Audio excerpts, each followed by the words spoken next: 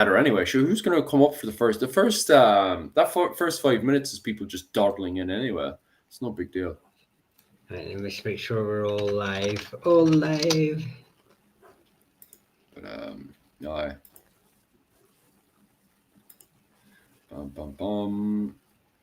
We're live now anyway, so it's all good to go. Poor Owen. If we're just sitting down to what was that, in an hour's time, he'll probably join us. Like, yeah, well, yeah, about half an hour, 45 minutes to be like, right, guys, you ready for this? I'm ready for when you're done, mate. Sure, we're already live right now, and I wouldn't mind. It was sure, this is his topic on what is the Irish identity as well. This is mine. Oh, it's yours. You wanted to run with the Irish identity one. I wanted to run with the Irish identity. I thought it would be good for Owen, like to get into and have Owen on to talk to him about it. But he obviously just felt like it was above him, you know. That's it. Like, and just do you know what? I'm going to my channel, but my YouTube just brings up your channel the minute I like log in. Like it. That's good. That's what you want, like. Just dominate all, like. Oh my god! We'll waffle shy as people are coming into the chat there until eventually we'll have people cheating and chatting away. Oh yeah, I forgot to tell you as well, Michal. I got the. I'm finally being paid. By the way, did I tell you what was the problem?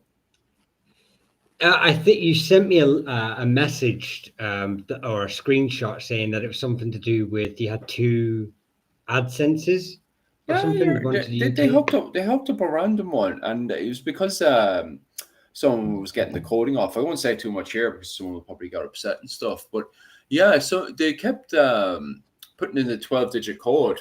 And how's the lads doing tonight? Can you hear us loud and clear? Can you? But yeah, they kept putting in the code wrong. And well, it's not that they kept putting in the code wrong. The code was just wrong, and they weren't checking it. So they turned around to me and said, "Oh, there's nothing wrong." And they were doing this for a good few years, weren't they, Michal? But somebody decided. I was talking, and I messaged them again, just as my routine annoyance at them. And I had this guy talk back to me, and straight away he was. What was it called?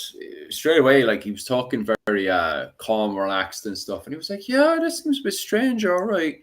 I'll do the check. So he checked. He was like, just give me 5 minutes or so and I'll just check through all the list. And he went over to do his checks anyway. And he was like, oh, wait, somebody put in a 6 instead of an 8. I'll just change that there. And he changed it to a 6 to an 8. And what was it called? Started working, all connected back up properly. And I was like, Jesus Christ. And it was literally in a blink of a second. He literally just pressed enter and he was flying like. Owen's on his way. He did what I did. And thought the old daylight savings. Yeah. Sure. So it was just, are you getting back paid? Hopefully, but their terms and conditions is no back pay, but they did say that they would have back pay for me, so it's no big deal anyway. Like, but what else was I going to bloody say? Oh yeah, daylight savings. Yeah, sure. That's why it's an hour ahead anyway for you guys. Anyway, an hour early. It's an hour early first. Yeah. Well, an hour early anyway because of the old daylight savings. Not that it matters anyway, because we're still waiting for people to start rocking up and start chatting away to us. That's because they're all on daylight savings. Basically, this has all happened because in Japan they don't have daylight savings. So yet again, we have to do what Philip wants to do. I mean, he's the one that organizes it all. Well, you know, to be fair, I think the timer was on my thing for a while, but I'm not sure. Sometimes I organize the time. I was just sitting there having a cup of tea, taking things nice and. We were saying this. The daylight savings caught me out too.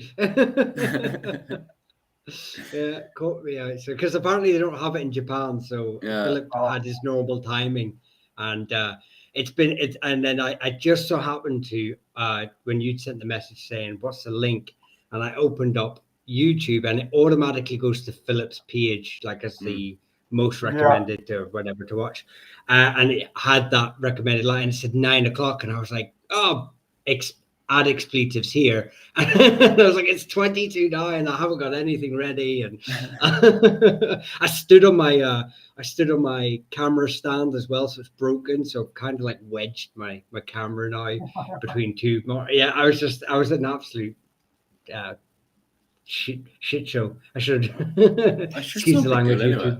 It's only what was it called, a live show where thousands of people watch. Hi, a bit late. No, Kat, you're right on time. No, I think everyone must be an hour early, so we'll just talk for the next hour or so, will we? No, I'm joking. But yeah, sure. So what time is it in Ireland right now? 9:05. 9:05. Yeah, sure, that's grand. So you guys get an hour into bed early, so yeah, Owen's just around all night. Time for because Monday night my daughter was playing up past Killarney county final. They were winning until 1 minute before the end, extra time, and then they lost. Got home at midnight, up at 7, back up to Killarney yesterday. And then I couldn't sleep last night, and I'm up at 7 again tomorrow. Oh, it's worked out quite well for you. You've had the first cup of tea now, but you'll get a good night's sleep. Yeah. I have my cup of tea. Fortunately, I had it. Right. I've got my water here anyway. I'm on the water too. Although I drank because I didn't get to refill it before I came on because I was rushing. So we might have to have an interval. You know, if one of you just wants to dance for like 5 minutes while I go refill it, then there'll be plenty of time anyway for refilling and running away and all that. Philip can do an impromptu demonstration of his samurai skills. Oh, you've got a message, Owen. Don't think Owen has his live on. Have you connected? Connected. Yeah. Your guys are asking for you to connect up your channel there, Owen. It should be up in the top left side. Hold on. 1 second. I'll check there as well. Yeah, I'll check as well. It might just be delayed. Yeah, I just need to click on the on button up on the right side. Owen, good shot, Dennis. Channel. Thanks for that, Dennis. Making sure Owen is paid himself. Actually, do you know what? While we're just quickly dashing around the place, I'll turn on my what was the thing so I can start getting paid on that one. Actually, 1 second. But yeah, Micheál, the topic on the Irish identity. This is the one that you wanted to get up and started. To start with, which way do you want to go on this subject on what is the Irish identity? Or are you just going to bluff it? No, I kind of wanted it to be it's something that I've kind of mulled over for a couple of years. The Irish identity through the Middle Ages, almost the concept of nationalism, and obviously most people will know that nationalism is a modern construct, a modern philosophical view, from maybe, and there is different schools of thought, whether it comes in the industrial period, whether it starts to form in the Tudor period, or even we have sort of proto evidence, especially from like an English point of view, should we say, during the 100 Years' War.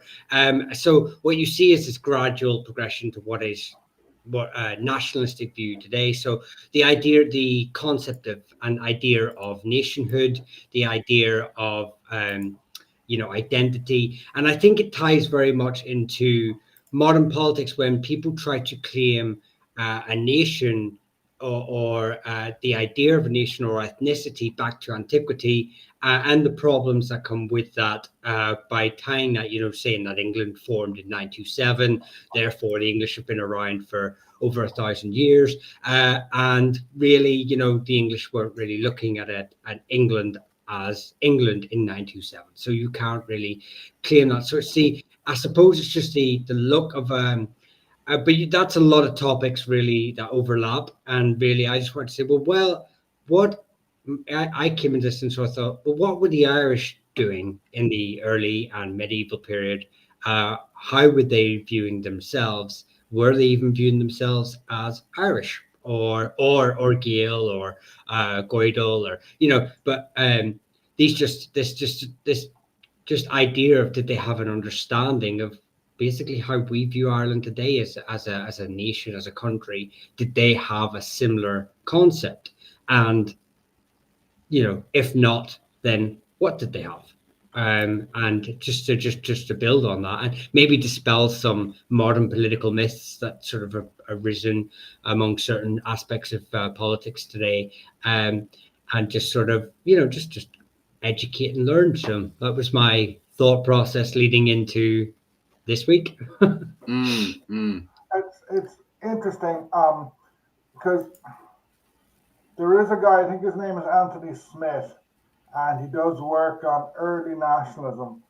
But you have to differentiate between talking about nationalism as such. Nationalism is the idea that every nation should have a state. So therefore, the Scottish nation should have its state, the Catalonian nation should have its state, the Irish nation should have its state, the Breton nation should have its state, etc., which is a late 18th century, early 19th century concept. But some nations were more centralized, were producing texts much earlier than this, especially in opposition to other nations, like England against France. In Ireland, in the late medieval and early modern period, the Old English, the Anglo-Irish, whatever you want to call them, I know we'll discuss that next week, they saw themselves as English. From the time of the Reformation onwards, the English in England were saying, no, you're not English, you're Irish. And the Old English saying, no, we're English. And the Irish are saying they're English, but the English rejected them because they stayed Catholics.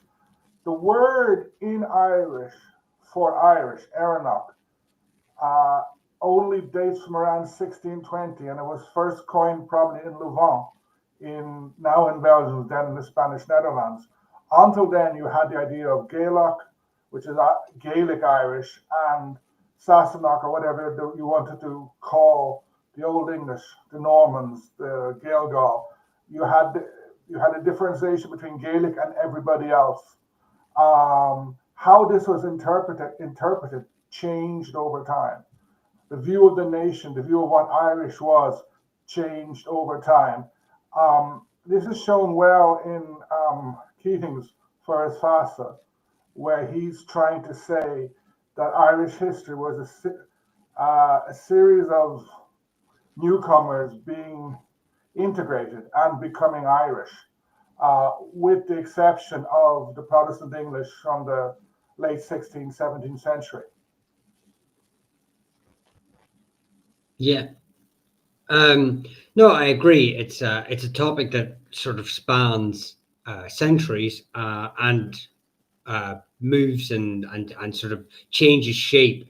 And like I said, even how we identify as ourselves, comes from, like you said there, Erenach, and when our Irish, and before that there was Gael or Goidel, or and you have terms as well that whenever you're sort of forming a nation, the very early formations of nations basically seem to form around there being an other. So you have us and them.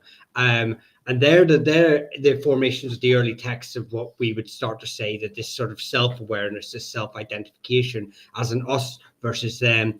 And normally you need an other to do that. For the English, it was the French, possibly, depending on how we just sort of discuss this and depending on what we sort of decide it could be. For us, it could be the heathens, the Norse, or the later English. But you also have what is termed as you have an us and them, but you also have what they call us. So if they a collective term. So let's just say, for an argument, for an early sort of seed for this argument, is that we are referring to ourselves in early texts as the Goidel, as the Gael, as but we are being referred to as the Scotty by others. They are referring to us collectively as a group of people because, well, certain markers like language is the main one very early in medieval. Does that mean that we are a united people? Does that mean we have a concept of nationhood, that we have this idea of an island of Ireland? No, but it's certainly the start of what would become what we have today. So these are obviously, you would have proto-nationalism. So we just span that word into there. It's probably not even a very good word, very generic, but it as a good marker to sort of put in this sort of the discussion of proto Ireland. The seed made Ireland is definitely something. Like I say, it's something I wanted to delve into. Use this time. Sorry, I thought you were going to say something there, Phil. Owen. I think the Irish, at least the Gaelic Irish identity, starts to take form very early. But it goes beyond Ireland. It's the idea of the Gaeltacht, the Gaelic universe, sort of, which includes a large part of Scotland. You can see that when the North start coming in, they're clearly differentiated as not us. When the Anglo-Normans, whatever you want to call them, start coming in, they are not us. The North are starting to be absorbed. So the Irish identity, the Gaelic Irish identity, is quite strong. But at the same time, you have many other identities. I was thinking about it today, and the film Shrek. There's a scene in that where Shrek says, ogres are like onions, layers. That's what identity is, because if you look at Gaelic poetry, if you look at the annals, you have so many competing identities. One of the basic ones is Christian versus non-Christian, pagan, whatever. Another one is related to your work. Is someone a cleric? Is someone a warrior? Is someone a poet? Another one would be regional, Ulster, Munster, Connacht, Leinster, or even, and then you get down to local, then you get down to families, and then you get down, then you can throw in more class-based ones if you want to use that terminology. So you have a series of competing identities in which the idea of being Gaelic Irish was important, but it wasn't always the most important. Because I think the Gaelic Irish had a very strong cultural identity, but not necessarily the idea of one nation. That comes much, much later, as it does in many parts of Europe. Yeah, I suppose. I have Philip. I don't know if you had any sort of questions laid out like we normally do. I do. If you want me to ask them, we can put a bit of structure to this conversation. No, just so I didn't know, because normally you would sort of have a list of points. I go through. A full thing there, because I do think it's quite interesting that you guys are going back to the foundation of Ireland, and it is very, very interesting that when we start into, just as Ireland is getting into the complications, and we're starting to get words like Gall Gael starting to appear in the annals of Ulster and stuff, I do find it very, very interesting that the Book of Kells is suddenly constructed. And it literally gives us an image. This is why I started using it in the background and stuff while you guys have been talking away. Because the Book of Kells is a book of what the Irish, the Gael look like. And it is very, very interesting from the get-go. Here is also an image of what a Book of Kells warrior looks like. And I even find this image interesting by itself, because although this is written around the very early 9th century or perhaps the late 8th century, it still gives us this kind of fashion style of what a lot of people assume is perhaps a cattle raider or a kern in his very light clothing and stuff. He's not wearing any riveted mail. He's not wearing any padding. So it's safe to assume perhaps he's wearing, especially since he's got a buckler and a spear, that he is, you know, going out there to cattle raid and attack others and stuff. However, at the same time, it's also very interesting that 100 years later, then when we look at the cross of scriptures and stuff that we see up in Clonmacnoise, there's the image of what's allegedly two Gall Gael, allegedly Vikings killing Jesus. And on it, they're also wearing very, very similar clothing. If we look at here, I don't know why it keeps highlighting yourself there, Owen. Sorry about that. But, Loving me today.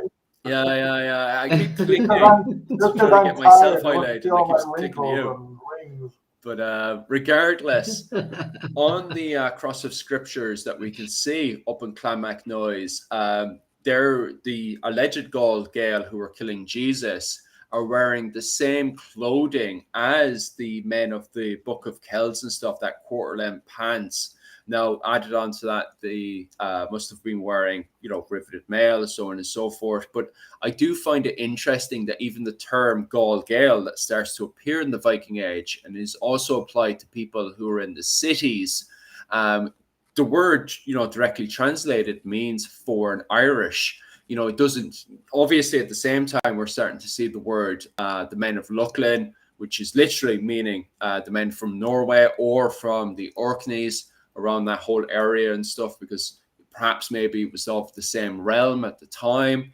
because these are Norwegians perhaps that have come down and immigrated into Dublin. So we do have the word men of Luckland starting to appear in the literature and stuff, especially even in the Finn cycle and that. We can see the men of Luckland appearing. But beside that, around 840 and stuff, we can see the word foreign Irish pop up. And a lot of people perhaps assume that maybe it means, you know, that these are Norwegians that have settled in Ireland and stuff. And yeah, perhaps that is what it means, but maybe it also means Irish that have kind of detached themselves from society. So I do find it interesting that that word Gall Gael does appear. And it's not like it's a word that completely disappears. I know I'm going to say the Anglo version of this word, which is galloglass. You know, that's another word that's kind of, although that's the Anglo version of a word that pops up in the 13th century, which is also foreign as well, kind of the foreign Gael of the mercenaries that come to Ireland around the 13th century.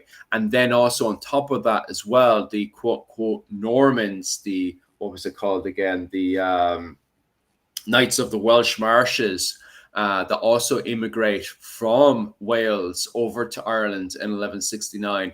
It's also interesting as well that around the 15th century, they're also referred to as just blatant as Gaul, foreigner. So it is interesting that, you know, over time, even the word foreign kind of, you know, changes its interpretation and stuff depending on what's going on at the time. Owen was saying there that around the 17th century, you've got the same group of people again being referred to as the Old English, and them, you know, being confused, like, oh, sure, we're English, why aren't you English as well? But maybe perhaps in the 15th century that, you know, especially when you're talking about the likes of Desmond Fitzgerald, how did they really see themselves as being English in the 15th century, especially when, you know, especially in the annals and stuff, when you don't blatantly see the word English being pointed to them. It pops up later on that, you know, that's agreed to as the word Old English. If you look at texts from the Old English from the 15th, 16th, 17th century, they claim all the time that we are English. They say we're English. There's an academic, Ruth Canning. I think she's in Liverpool University or University of Liverpool, and she's written a lot about the Old English, the Anglo-Irish in the 9 Years' War. And then to them, a very, very strong part of their identity, especially the March Lords, so in the north of Leinster, in sort of Meath, Louth, heading up that way, was the idea that their fathers, their grandfathers, going all the way back to the invasion, had shed their blood to defend the state, the whatever you want to call what they established. Whereas it's a bit different if you go down south. Yeah. Like, and in the 9 Years' War, these people, Nugent, like Hugh O'Neill puts in great effort to try and get these to come over, and they won't, because they're not going to. They look down on the Gaelic Irish. Yeah. And there's no way in hell that they're going to submit to an alliance led by Hugh O'Neill by Gaelic Irish. But if you go down to Munster, the things are different. So in 1583, the last Earl of Desmond is killed. And then along comes the plantation of Munster. And I think this frightens the hell out of many of the Old English or Anglo-Irish, whatever you want to call them, in Munster. So in the 9 Years' War, you have the Knight of Kerry, who is a Fitzgerald. You have Lord Fitzmaurice. You have the White Knight, who's a Fitzgibbon. And you have several others. And they are actually, and then you have the Sugaun Earl himself. They are probably the strongest supporters of Hugh O'Neill in southern and western Munster. Like, because the McCarthys were kind of fighting with each other the whole time then. They were missing. But you have this bunch of Geraldines who saw what was happening, and they went strongly for O'Neill. They still saw themselves as English. Possibly they saw themselves as Irish as well. It's a difficult process. Yes. But the thing I have, Brendan Bradshaw has done a lot of work on this, because there are books in Irish, poetry books, sponsored by various Old English families. The thing is, as well, is what does the term English mean? And I know it sounds very strange. It's just in the 15th century, there isn't like the nationalism we know today. Because I do find it very, very funny that Galway, for example, have this definition. The way they're using the term, because I remember I was looking at a letter from the 15th century, and it was just the way that they were talking about the term Gaul, Wild Irish, and themselves. Like it was like they were using the term English as civilized. Like they weren't when they were saying, "Oh, we are English," and they were saying it to the king at the time.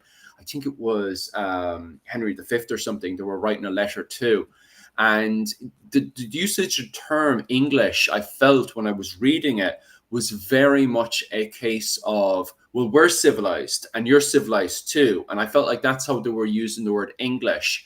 And when they were using the term Wild Irish, the people outside of the walls of Galway, I felt, and this is just my feelings now, this isn't hard evidence, I felt it was more like these are the uncivilized people outside the walls. So I feel that the entire justification of the conquest, from Geraldus Cambrensis down to Elizabeth, down to Cromwell, down to the 18th century, is based on the idea that the Irish were savages and the English, whoever they may have been, were coming to civilize them.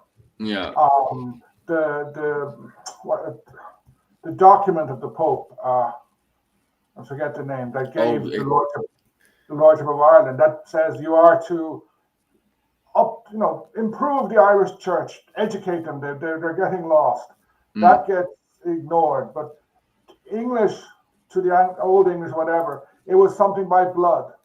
The English in Ireland, they saw themselves as English, as someone from Yorkshire, as someone from London. So did the English in parts of France.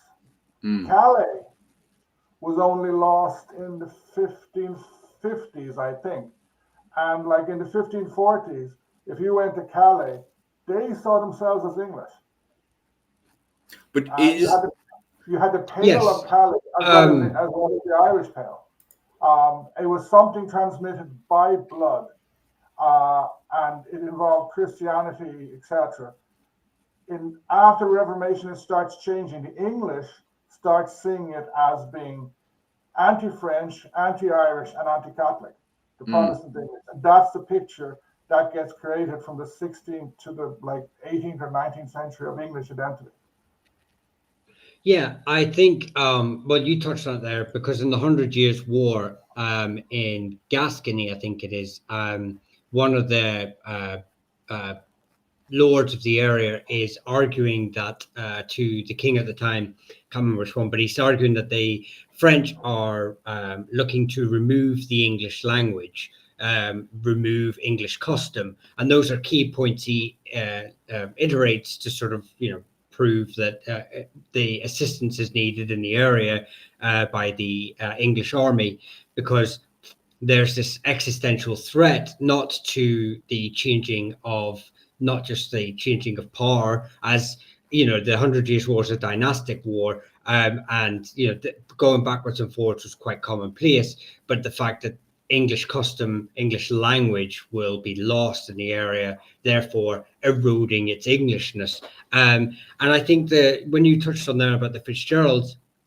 it's the argument of they may see themselves as English, but what is English? Because the same way, I suppose, if I was going to put it into a modern context, anyway, as being from Northern Ireland as I am, you have a British population here. But that British population, what they conceive as being British, is alien to those in England who consider themselves British. They have overlaps, but they're not. There's obviously so it's almost like, how do you perceive your identity, and then how does the rest of the identity perceive it, and that obviously comes into play when, like you said before, when you have the new English coming in and they're referring to the old English as Irish dogs, because they've dropped, and then dropped English language, they've dropped English dress, and that obviously reinvigorates such statutes as the Statute of Kilkenny in 1366. So obviously the centralization of trying to homogenize Englishness or Irishness, there's attempts on both sides to do this, and try to redefine that, like a capital city makes the judgment of what is, and a centralized government makes what it is to be, that sets the law of what it is to be that thing. Dan Breen is making a point about modern French, saying it only came about in the 17th or 18th century. Some people actually say it actually comes later, only with the French Revolution. And even today, there are differences between, about the way of saying 80 between, I think in Belgium it's 80, and in France it's 80. There are still differences. After the French Revolution, they imposed this centralized Frenchness, because beforehand, the French language was heavily, the division between Languedoc and Languedoc, and then there was other ones, Gascony we mentioned, Picardy, the Flanders. The French would have been very, very, very different in those ones. The way that English today, English in London, is very different from, say, Leeds, say very different from Newcastle, and then cross the borders where it's Scots, it's very different. There are all these big differences that Orthodox history has tended to overlook them in the 19th and 20th centuries. So that people have stamped this idea of France, the France today being the France that always was. It's not. A large part of France, especially in the Mediterranean, only came to France in the 18th century or the 17th century. Dunkirk, for example, was Spanish until the end of the 17th century. I mean, we can say the same for Irish or Gaeilge. It breaks up into its regional dialects, including the Gaelic Scottish parts in the 14th century. And then when we have later on, we start to have standardized Irish, which a lot of people, I think, is it based on the Munster dialect, which most people are taught today is and with that we've had the loss or the reducing of the Ulster dialect, the Connacht dialect. It's just another attempt to standardize and to homogenize things that are important to national identity, which is language. Yeah, You know, or look at the, regional identity, because I know many Irish speakers from South Kerry, and they insist there are big differences between the Irish of South Kerry and the Irish of Dingle, the Irish of Corcadivna. And I'm yes, sure if I went to Cork, into Ballyvourney, to Belnablaw, to that area of West Cork, they would insist that their Irish is different again from Kerry Irish. And then if I went to Waterford, where the other Munster Gaeltacht is in Ring, that would be different again. Yeah, I think I just got to plug into a guy on TikTok, a mutual of mine, Dwayne Fitzsimmons. He recently did a lot of digging into the Ulster Irish and found that the Strangford area of northeast Ulster had a lot of links to Manx. So it's almost a hybridization of Ulster Irish and Manx in its early sort of writings, not writings, in its early teachings. And obviously, like I say, you've got Donegal, which has got its own definition already. Most people who speak Ulster Irish are already aware of the Donegal sort of dialect. Yeah, I agree. Yeah, it goes to regional too, but it just shows how. It's interesting that from the get-go, sorry for butting in there, Micheál, but it's interesting that from the get-go that people from the Kennel Owen at the very, very north of Ireland identified themselves as Gael, people of the island of Ireland. And at the same time, if we travel down to the very south, the men of Munster also identified themselves as Gael, Irish people on this island and stuff. However, with the arrival of the Vikings onto the island around the 9th century, then we have this very strange word that does appear, which I'm bringing up once again, which is Gael Gael, foreign Irish. And, obviously at the same time, we have the men of Luckland. And it's just interesting that, as you said earlier, Micheál, it's a kind of us and them in the 9th century when these people start to appear. Like even in the literature itself, in the Annals of Ulster, for example, you have the heathens, and even the word heathen itself, people that deny Christ.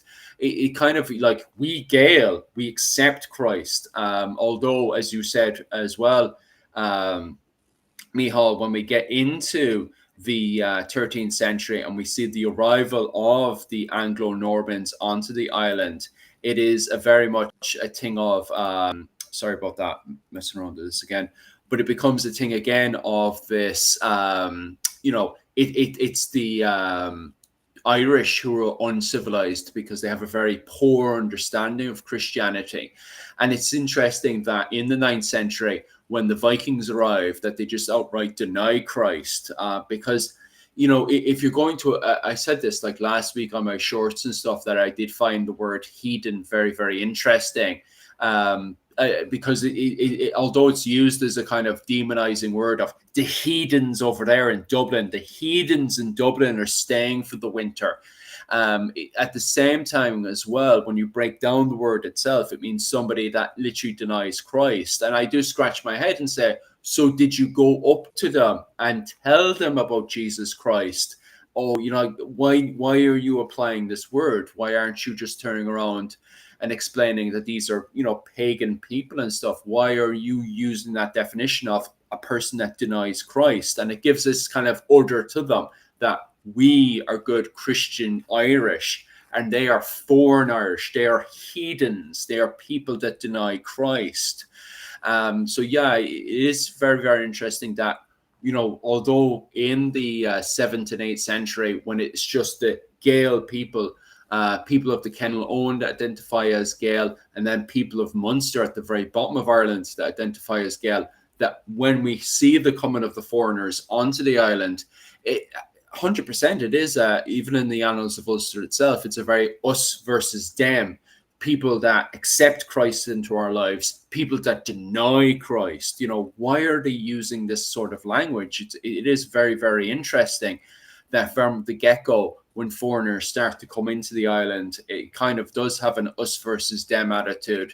And then later on, when we see the coming of the Normans coming onto the island of Ireland, the reason why, by the way, why I'm using the Lewis chess piece is just to give an indication that the Irish, because the Lewis chess piece was various other chess pieces that were coming into Ireland at the time. The Lewis chess piece was found between a trade route going from Norway into Ireland, particularly Dublin and stuff, because you can find these Lewis chess pieces in scattered around Ireland, and you can also find them off in Norway as well, which goes to show that the Irish are continuing to develop at the time. So when you do have the Normans coming onto the island, this being an effigy found up in Kilkenny, that there isn't too much. They're not foreign, clothing wise and stuff. They're not super foreign. There is differences to Irish clothing and stuff, but they're not. I know a lot of people have this image, and you can see it in artwork sometimes, modern artwork and stuff.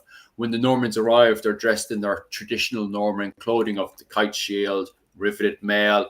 But the Irish are identified as being barbarous. They're kind of wearing woolly clothing and stuff. And this is kind of our modern 2025 interpretation of barbarous Irish, civilized English. But at the time, actually, you would have seen and spotted differences, but they weren't technical, technology-wise, they weren't insanely primitive. There is, obviously, when it comes down to farming and stuff, both farming and when it comes down to warfare, the Normans do have those slight advantages there, but they're not insanely primitive at the same time. But there is an us versus them. So I just wanted to highlight that with the Lewis chess piece and the effigy up in Kilkenny. And even on top of that, sorry about that one. No, I agree with what you said, but I think an Irish identity or Gaelic Irish identity goes back to the beginning of Christianity, if not before. And I would take a jump here and say before, because you have the origin legend. Once the Gaelic Irish come into contact with the Bible and biblical culture, they rapidly put themselves into the European history, like the story of Mill Espana. But even before that, you have the idea of the King of Tara, King of Ireland, and you have the kingly sites, Rathcrogan, Dunallina, Cashel, I think, Tara, and Owen Maca, all of which are probably older than Gaelic Irish culture, but they're the kingly sites of Ireland. So I think the people in Ireland in the Iron Age, they had some sort of identity as belonging, as sharing some sort of culture. It was politically divided. I agree. But they had this sense of cultural unity and of sharing the island. And then I think it's only natural that there's always someone who wants to do better and wants to become the King of Munster, then the King of Munster and Leinster, then the King of the whole island. So there was a shared idea of Gaeldom. So that it's a bit too early to say Irish, because Irish includes other things, but they saw themselves as unified. So that's why when the North start coming in, they are foreign. They're the Gaul. I think the Gaelic Irish still have to get their minds around different nations coming in, etc., which is why they start using the word foreigner. In a way, it's like you said, it's foreigner, it's outsider, it's Just, someone different. Yeah. 1 second, Michal. I just want to fire off these two questions to Owen while he's there, because I think this is more in Owen's field of expertise. I hope you don't mind this one. I just want to have this one answered first one, Dan, because I think this is more fitting into 9 Years' War. Yeah. And then your second question to Cromwell, I'll fire off that then. Why do you think the Old English remains Catholic in general?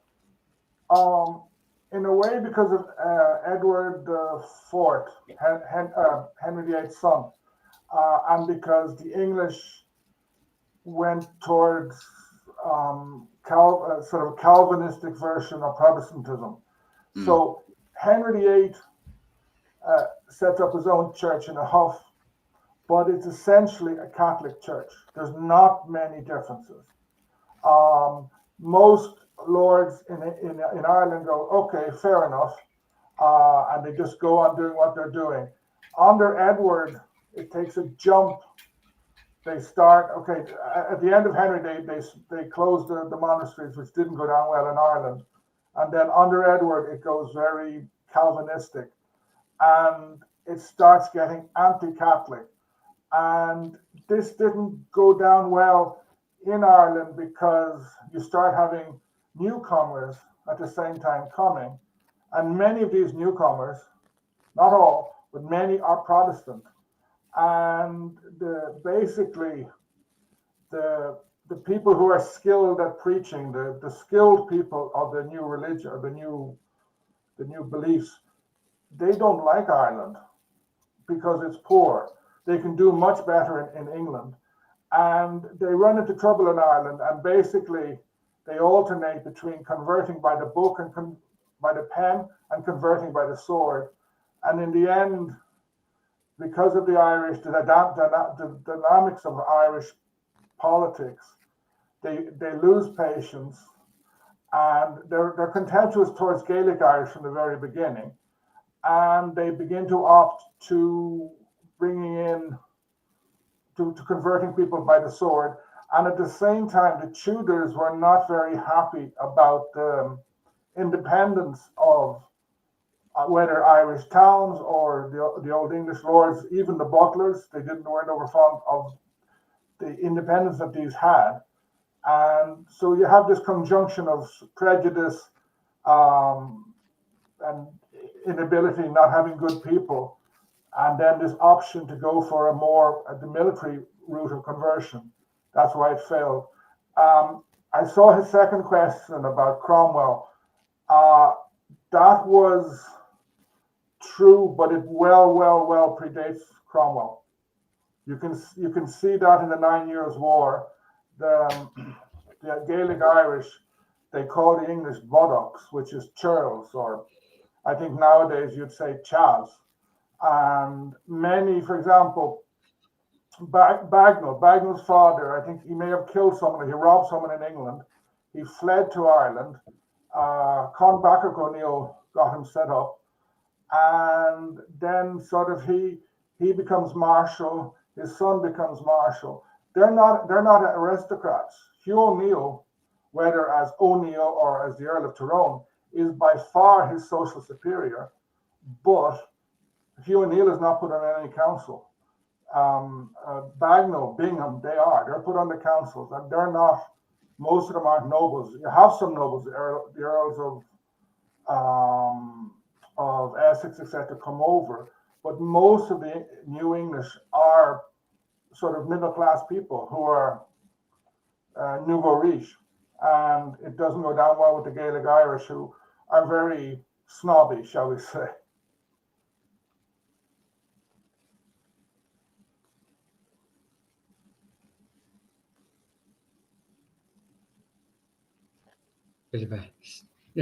Oh, no, I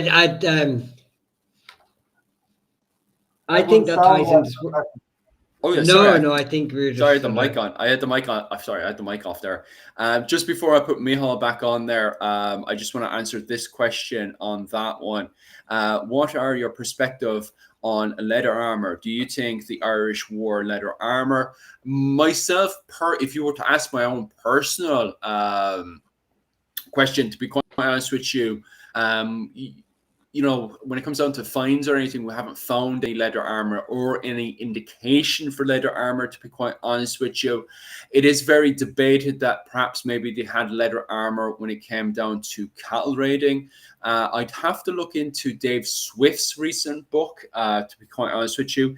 I think he might cover something on leather armor, to be honest with you. But I still haven't looked through his work. And on top of that as well, the Tomba Cooley also talks about, it gives an indication to leather armor. No, the counter on that, leather armor and all that kind of stuff, to be quite honest with you, there is no fines to do with leather armor. And on top of that as well, it does feel to be impractical to have leather armor on the battlefield compared to gambeson padded armor. Padded armor, gambeson seems to be way more dominant than leather armor on the battlefield. It always comes down to a question of why would you wear leather armor, especially when it's uncomfortable. it chafes against the body and stuff, compared to Gambitsen. Gambitsen seems to be far more practical, and it's much more easier to work with as well, because it's just a build up. It's just padding of linen. It's just built up linen or built up wool, built up on top of itself. And then on top of that, then it prevents the penetration of arrows, and it's absolutely amazing for shock. So if you have anything that's blunt, to smack against somebody, which you may use, there seems to be a large indication for blunt weapons when it comes down to cattle raiding, especially when two its clans don't want to cause a blood feud. They'll go out and use blunt weapons, different kind of clubs and stuff. You do see the indication of that during the 5th and 6th century. Not so much during the Viking Age. During the Viking Age, they seem to get themselves into blood feuds, and at times not even give a rat's ass, to be honest with you. And it's there where we see a whole load of indications of Gambitsen and riveted mail. In Ireland, we don't have chainmail, it's riveted mail. So the mail is riveted together piece by piece. And you mostly see it through the, the Clee Airy, the King's Warband, and also obviously the noble classes themselves would have riveted mail and stuff. So, you know, I hope that answers, gives you the answer there. So if you're looking for evidence for leather mail, look to the literature of the Táin Bó Cúailnge and look at work to do with Dave Swift. That might give you the answer you're looking for when it comes down to leather armor. Is there anything else in the comment section you guys want to answer before I hand the mic back over to Micheál for a wee bit? No, just interrupt me all the time. It's fine. What do they call it? What William did to the north of England? The scouring. The harrowing, was it? Or scouring or something? Harrowing. I was thinking the scouring of the Shire. I was getting my English history and my talking mixed up. Wolf here said, sorry about the Normans, they genocided the Anglo-Saxon population of England too. They killed 75% of the population of Northern England. I don't know the exact percentage, but I know that... Oh, the harrowing of the North, that's what you're talking about. It was brutal. Yeah, it was complete and utter genocide of the North. And we always forget that one as well. We always assume the Norman invasion of England is over after the Battle of Hastings. And there's actually an entire campaign where actually Diarmid Mac Mael na Mór, who was the High King of Ireland at the time, actually sponsored his, Godwinson's sons after the Battle of Hastings went to Ireland for aid. And Diarmid Mac Mael na Mór, although he was facing campaigns of rebellion in his own realm of Munster and Leinster and Dublin, he was also trying to campaign into Meath at the time. However, he did try to do his best that he could to support the Godwinsons in a campaign over to England, in the north of England. And also the King of Denmark as well was also trying to support, the Godwinson sons as well with their campaign in the north of England. But it actually failed because the Normans paid off the mercenaries that were coming over from Ireland and Denmark. They just paid them all off. And those mercenaries then went hiding up in Scotland.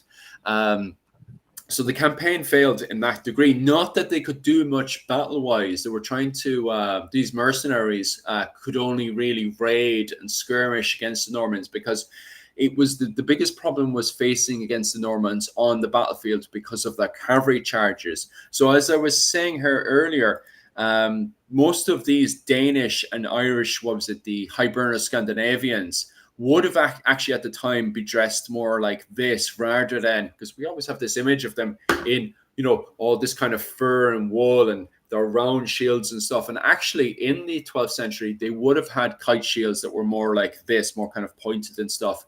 And the Normans, although this is a much more later effigy and stuff, would have been in the riveted the mail and stuff. The major difference between Norman warfare and Danish and Hiberno-Scandinavian warfare is that cavalry charge. Their horses were way too advanced.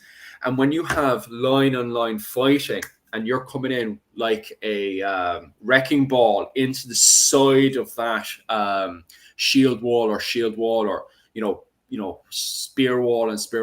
whatever you want to call it, when you're coming into the side of that, smashing completely through, it's going to give you a massive, huge advantage. And that's what the Normans had. That's why the Normans, both in England and in Ireland, were winning again and again and again.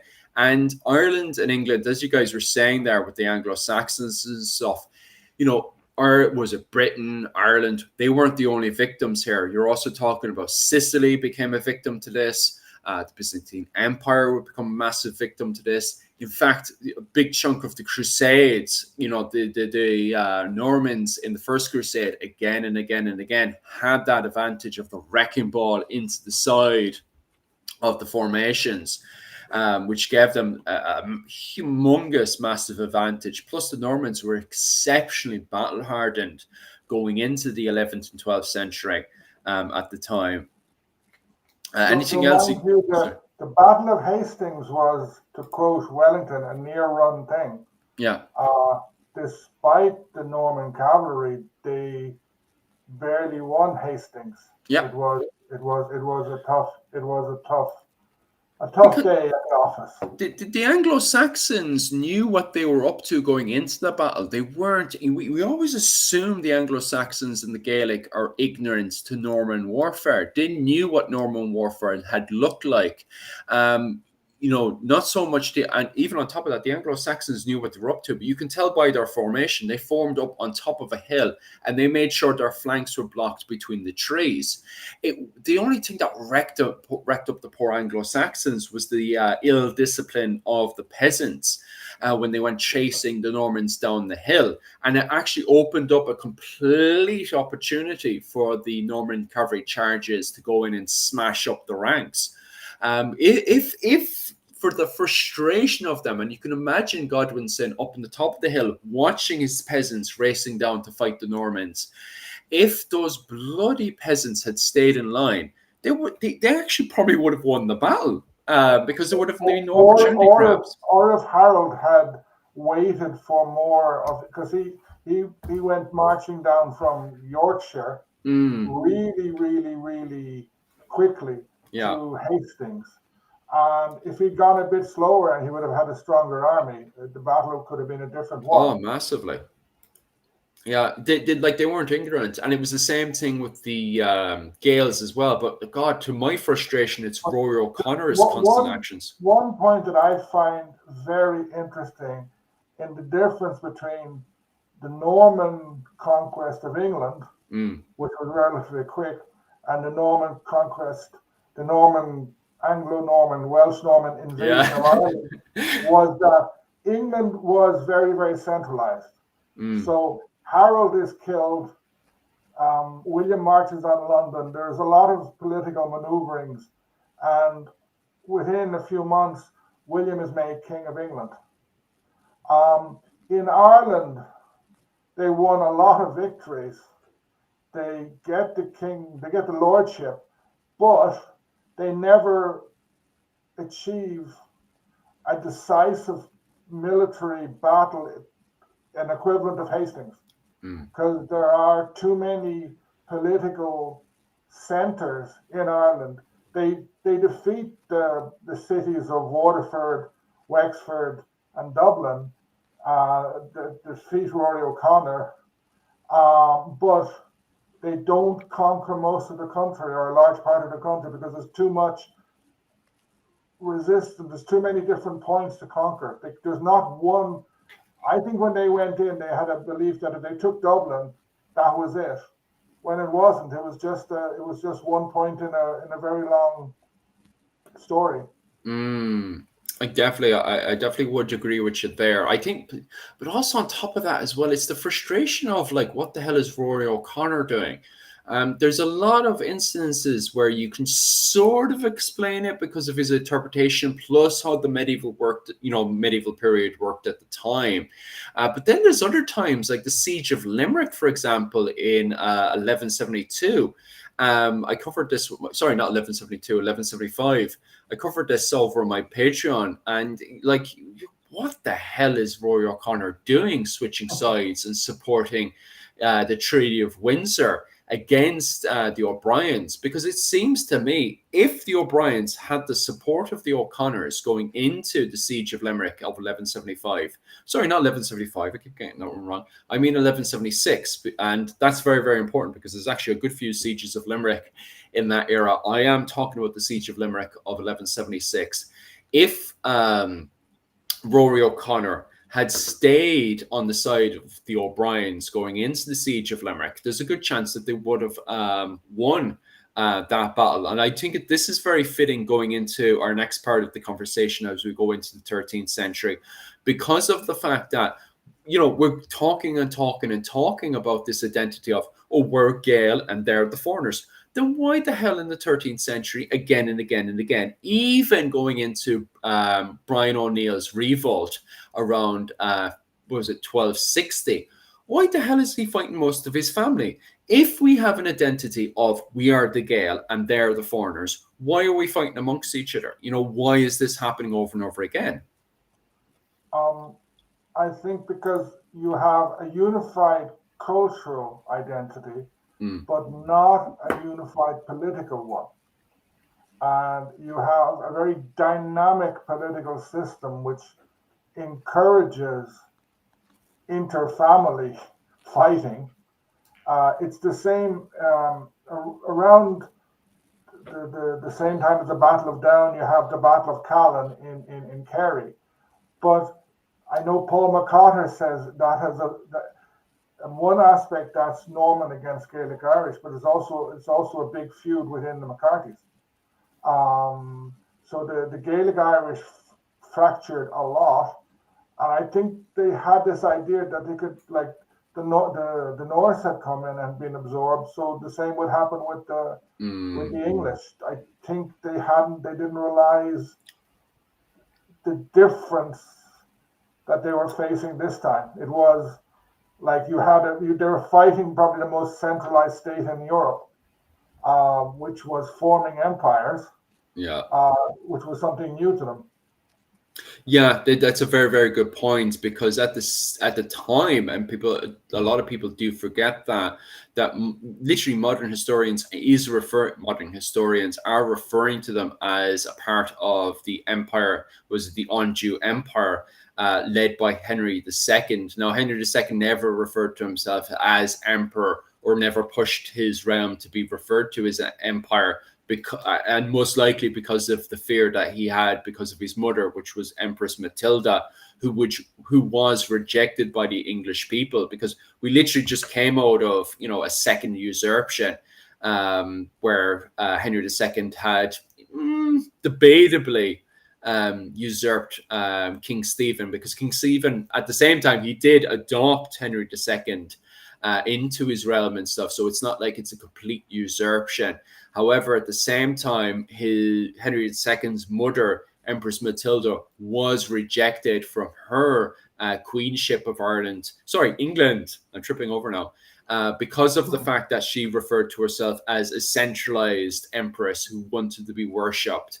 And at the time, England was still mostly dominated by the Anglo-Saxons, who liked their local community. They liked that feel of going into their local community. And here you had the likes of, you know, King Stephen, Empress Matilda, and now Henry II, who, you know, kind of represent these centralized ideas. So even in England, it is quite interesting that, you know, it's this back and forth of centralization versus non-centralization. But you're perfectly right at the same time, especially compared to France, or even more so again, especially against the Holy Roman Empire. England was, you know, the best representation of what is centralization, especially when they got some of their top nobles and smashed it in 1172, when you had the arrival of the likes of the Marshals, the Butlers, the Anglo-Normans starting to smash into Ireland with a much more centralized idea, even more so than the Knights of the Welsh Marches, who smashed in around 1169 with Strongbow and stuff. So yeah, I do fully agree with you that there was more of a centralized idea. And I think, although Henry III does get criticized to hell all the time, he did continue this centralized idea over to the likes of the Fitzgeralds and various other characters who were pushing and, you know, expanding their land in Ireland, that they were the King's Knights in Ireland. Like, you do see that being referenced and used between letters and stuff. So it does give a more centralized idea to them at the time. Complicated subject, especially when the Annals of Ulster and stuff still slightly identifies these kind of King's Knights in Ireland as foreign compared to the English who come in, where they're just referred to as was it the Saxons and all that kind of language. There is slight differences in the language at the time. Like maybe overall you're still kind of right that overall they're still referred to as English compared to this whole idea of, well, you know, the English in Ireland are referred to as foreign and the English in England are referred to as English. You know, maybe there is a level of differences, or, you know, it's a complicated subject. Like, something that is interesting is that the Gaelic Irish, the elites, nobility, fought a lot among themselves, but so did the Normans. Yeah. Like, the course, like, go to any Norman castle in Ireland, and it's always built by somebody, then it passes to somebody else, then there's a war between two Norman knights for Carlingford, Trim, the Earldom of Ulster. There's so many inter-Norman fights, inter-Anglo-Norman, Anglo-Norman fights in Ireland, and you have the same in England. You had John fighting his barons, and they invited in the French, and Marshall kind of intervenes at the last moment. But somehow the Normans managed to preserve the state that William won based in London. Sort of, and this state ruled over England, it ruled over Wales, parts of Ireland, and large parts of France. And like, if you look at the English, the Orthodox English history portrays everything, you know, okay, you have the War of the Roses and the anarchy, but it's more than, it's non-stop fighting. It's as bad as Ireland. I don't understand a lot of it because it's always Lord such and such fighting such and such. But you have that die in the War of the Roses. But at the same time, that's what makes the 13th century so juicy as well, is because you have all these Baron Wars. Like, the English Baron Wars are quite literally referred to as the Baron Wars, and there's two of them that last bloody forever. The first one, which is, you know, the first Baron War fought against King John, and the second Baron War fought against Simon de Montfort and Henry III and Edward I. Both, you know, pretty much encapsulates the era of the 13th century, you know, throughout all of Europe, because you can see it, you know, in England, you can see it in France, you can see it in the Holy Roman Empire. Not so much, well, actually, you can actually see it in the Iberian Peninsula, where they're supposed to be, you know, unified and fighting against the Muslim Moors and stuff, and that's not the case all the time. You can see that with El Cid. El Cid, half the time he's meant to be, you know, against the Muslims, and yet he's mercenarying himself off to them, fighting against his own Christians. And even when he said in Iberia, the Enrique, the first king, his mother, I think, was the Queen of Galicia, and he gets Portugal to split off. Portugal becomes and they spend as much time fighting the Spanish or the Castilians, really, than they do fighting the Moors. Yeah. Sort of. I think we lost Micheál. Yeah, Micheál kind of dropped off the ship there. It kind of got a bit shaky for him, and then he fell completely off. I think he tried to get back in, but I think he's having internet connection problems. I'll shoot him a comment there while you fill in some of the questions and stuff. But I just want to quickly answer this one as well off Dan. Is it oversimplified to say the Normans are descended from the Vikings? I would even take a step back again when it comes down to that question of the Normans, because we actually, even the usage of the word Normans, especially going into the he's back on the ship again. Yeah, I think his internet connection is acting up a wee bit, but we'll leave him for a few seconds there to do his own thing as I answer this question. But I even think, to be honest with you, Owen, when it comes down to this question here, I think it's even oversimplified, because we actually have that book that came out, what was it, last year, The English Invasion of Ireland of 1169, which was made up on the University of Liverpool. I can't remember I think it's Diarmid who had written that book, but regardless, I can't remember specifically who had written it. But he brings out a very good point that, like, even the term Norman, when it comes down to the invasion of 1169, is an oversimplified modern term, which it is, to be quite honest with you, because at the time, the first wave is referred to as the Knights of the Welsh Marches. And it is like, even their descendancy, although the main descendancy is Norman, and you can see that, was it, Mihal's friend over in TikTok brought out a very good idea, that very good point, I mean, that even when we go into 1220 or even 1240, you still have, what was it called, knights living in Ireland who go over to Normandy to visit their cousins and relatives and stuff. So there's still this strong Norman identity in Ireland throughout the entire 13th century. But at the same time, you still have people that are related to people in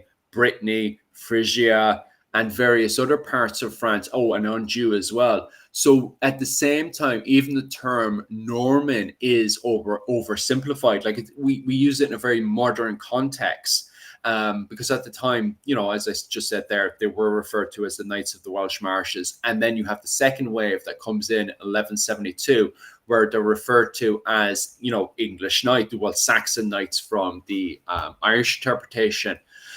So yeah, I do think we kind of oversimplify everything, to be quite honest with you, but just so we can have a conversation, because God, trying to use all these terms. Even going back to 1066, it was not a Norman army. It was the army of William Duke of Normandy, which included large amounts of Bretons and other knights, and Flemings, etc. It included a large amount of people. And then by 1172, how many had married with Welsh? How many had married with English? It was getting mixed up. William Marshall, the greatest of all knights, his wife's granddad was Dermot MacMurrough. Yeah. Like, his kids could have played for Ireland. Yeah. It's the same with Strongbow. This is actually also funny as well, is when you have the first wave coming in 1169 with Strongbow and stuff. The O'Briens are actually on the side of Strongbow because they're actually related together. It was Strongbow needed support when it went into his Usherga campaign. He was going into Usherga, modern day Kilkenny, and he used his old marriage alliance card with the O'Briens, and the O'Briens didn't even hesitate. They came down and supported Strongbow. Now, this is the first wave. This is before we had any massive English invasion into Ireland in 1172. So maybe Strongbow wasn't so for, and it is very debated, you know, what was going on fully in his head at the time of the O'Briens. But the O'Briens didn't even hesitate to go and support Strongbow and the MacMorrows, like especially in 1170 and stuff. It was still the Normans were still mercenaries to the MacMorrows going into Kilkenny. So the O'Briens, I don't think the O'Briens hesitated whatsoever. It's not until we get into 1172 that the O'Briens do no switcheroo and go against the second wave coming into Ireland. They kind of, as we refer to from a modern interpretation, the Anglo-Norman invasion of Ireland, that we see that kind of switch of the Normans. Anything you want to elaborate there, Michal? No, I don't know what I missed in the initial question for the Normans being of Viking descent. I will just say that the Normans, what they did in Ireland wasn't any different to what they did when these Viking settlers were given land and titles in France. There were already nobility there, French nobility there, who would be absorbed into this new duchy. So they would already exist on multiple levels. French nobility we'll use the term French again, it can be used as an over-encompassing terminology for that area. So that again, and I think I came in just as you said that there were Frisians, there were Bretons, etc. And a lot of these, the several generations go back from when these Vikings, as that question sort of asks, that they now own lands outside of Normandy. These families have married into families, vice versa. You have, it's a patchwork. It's not this neat line that you see on the maps where we draw these duchies and these sort of boundaries. It's a patchwork of land holdings, purposely done in such a way that as much as your land isn't held together, so you don't have a centralized area to operate from in rebellion. And this can be seen in England as well. So, yeah, it's a mix of lots of people and lots of backgrounds. This is an interesting one as well. Shouldn't we use we shouldn't use Norman as that. We should call them what the English or Irish manuscripts do, which is French, which I do find interesting because at the time, you do have House Anjou that has recently taken over from House of Normandy. So, you know, at this time, it is very debatable. Should you refer to them as French? Now, yeah, what do you think on that one, guys? Do you think they should be referred to as French? I think I was going to throw in a similar grenade. At the time of the Crusades, didn't Saracens call the Crusaders Franks? Yeah, they did. Because you even have Hiberno-Scandinavians. When I was doing my research into the First Crusade about the Hiberno-Scandinavians that attached themselves onto House of Normandy, then marched off to what was it called? Jerusalem and stuff. They're constantly referred to as the Franks. I couldn't find, like, it's grand at the very start. You can see them settling in and stuff. But once they go off to Jerusalem and stuff, good luck trying to find them because they're just mass referred to as Franks constantly. Even referred to between them as a whole. They're just the Crusaders and stuff. So trying to find your group of Hiberno-Scandinavians that went off as mercenaries to the First Crusade, you won't be able to find them again until they pop up in the church just behind the forecourts. You know, I cannot tell what the hell they did over in Jerusalem and stuff, to be quite honest with you. All I know is that you have a group of Hiberno-Scandinavians that are hinted, because they use the word pilgrimage, are hinted because the Irish are just like it's the Norwegians as well. They don't tell the difference between a crusade and a pilgrimage. So they just brand all of it as a pilgrimage. So what they say is that so-and-so went on a pilgrimage, and you're looking at the sources and stuff, and you're like, wait, there's a crusade happening at the same time. How can he go to a pilgrimage to Jerusalem? Why did he decide to go to Jerusalem? And you're suddenly like putting two together and going, hey, wait, he's just gone off on a crusade. That's not a nice peaceful pilgrimage at all. And then what you have afterwards is the sudden appearance of archaeological finds of graves in Dublin, just behind the forecourts of Crusaders from the First Crusade. So it gives us an indication that they, you know, St. Nicholas Church. That's the one the one that recently went on fire. So it gives us an indication that we do have Hiberno-Scandinavians that went off on pilgrimage in 1080 to Jerusalem, and then were able to return and were buried in, as you said there, St. Nicholas, or unless this is a bunch of English people that just decided they wanted to be buried in Dublin. I don't know. We also, if you're going to use the term to encompass the Normans, you know, it's French. I mean, we got to remember the statutes of Kilkenny were written in French as well, to ask them to speak English. I've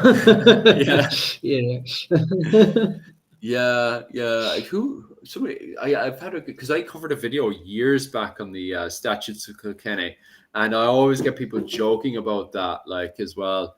All right, there's a lot of questions now in the comment section. There was one question, someone saying down below that that means there's nothing. Irish means nothing, or there's no such thing as Irish, which I was going to disagree with. There was an Irishness, but it's better to call it a Gaelic Irish identity. And it changed. It incorporated eventually the Norse, and from the 17th century onwards, it began to, or the 16th century onwards, it began to incorporate the Old English. So there is something, a sense of Irishness. Irishness has a meaning that dates back to Christianization, if not before. Oh yeah. Well, I went touch on that before. That's what we were sort of before we started answering questions, is that I agree with your statement that the identity, we'll say proto-Irishness, that's what I've been putting proto in front of everything, that's before the means. There's the we've had this idea of unity in so many aspects. We construct this genealogical link through our Milesian genealogy as well. The Labor, Gavala, Aaron stitches the Enil, the Oanoctor, the Dalcash into one mythic family tree. So we've always had this self-identity, self-awareness of a shared culture, shared blood, shared, whatever it is. It's just when it came to politics, we just couldn't agree on who should be running the show. Whereas obviously in England, they kind of got round to they were a bit more organized and got round the table quicker to see who would be running it. The guy with the biggest stick. We just had a lot more sticks. But what I will say as well is that it's part of the reason I believe that our shared cultural and genetic and all this sort of idea was why we were so hard to conquer as a single entity, and why we assimilated in groups into us rather than. So the Normans didn't assimilate into Anglo-Saxon culture. They invaded, took over, redefined it as they saw fit. And they did that in England, but they didn't do it in Ireland. The Norse took over Northern England, implanted Danelaw, redefined the area as they saw fit. They became the Hiberno Norse, or Hiberno the Gaul Gael.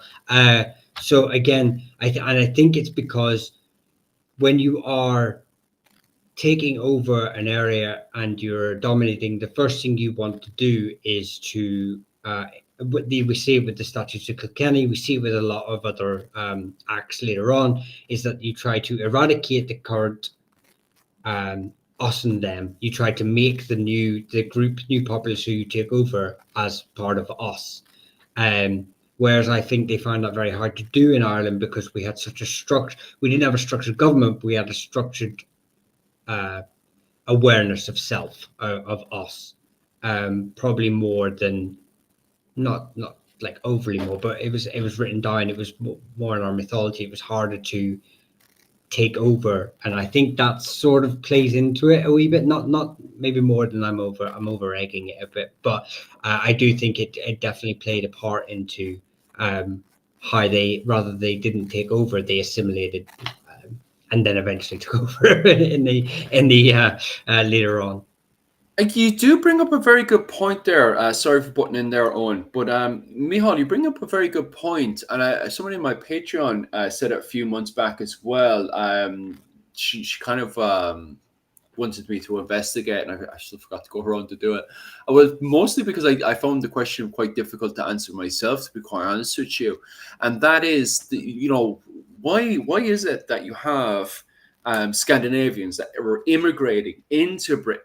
They're immigrating into Ireland, and when they come into Ireland around 840, although there's a period of us versus them, by the time you get up to the 10th century, as I was pointing out there with the effigies and stuff, you can see that with the cross up in Clonmacnoise, and you can see that with the Book of Kells, how similar already the Gaul Gael, the Foreign Irish, and even that term, Foreign Irish, compared to in England, where it is, the Danes versus the Anglo-Saxons throughout, even coming up to the 11th century, where the Anglo-Saxons go up and just genocide the Danes out of it.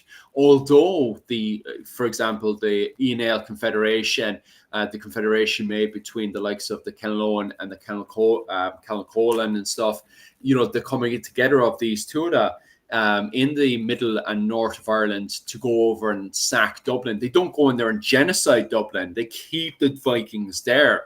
There is times when they do kick out the main dynasty, the Eamirs, out of it when they're being very troublesome. But there's still, especially when it comes down to the time of Brodar Eamer and stuff, he's going to the assemblies in Ireland and stuff. They're not completely alien. They're still using terms like foreign Irish and stuff, but they're not as alien as you can see in England, as you pointed out there with Danelaw and stuff. In England, they're completely divided, but in Ireland, it seems to be very kind of grey. It's true that the Vikings don't become fully assimilated into Irish society until around the 12th century, when you have the likes of Murtagh Ibrahim and stuff, who finally brings the Vikings into, Gael society.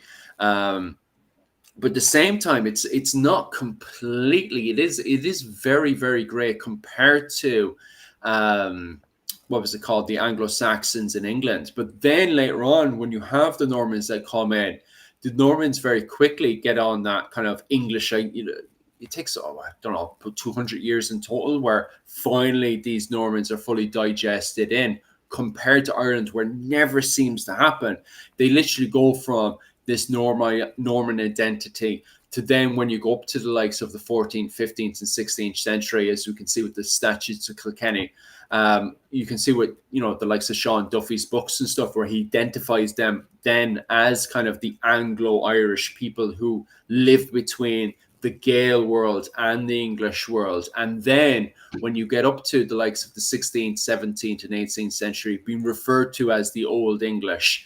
And it's not until we get up to the likes of the Cromwell Wars and stuff that, you've got this kind of Irish-English identity and stuff. So it is very, very strange how one group is able to assimilate in, almost completely. And then you have the Normans who come in, who are constantly in this kind of weird world in between, like. Yeah. I wanted to I agree more or less what you said. I wanted to return to what Micheál said about history, because Ireland's geographic position gave it a certain advantage. From the emergence of the Gaelic people until the north, there was no invasion as such in Ireland. So the Gaelic Irish people were able to develop. They Christianized themselves, basically. Or I know that St. Patrick came from outside, but Ireland became Christian peacefully. It had its own history, its own mythology, going back a lot, very far.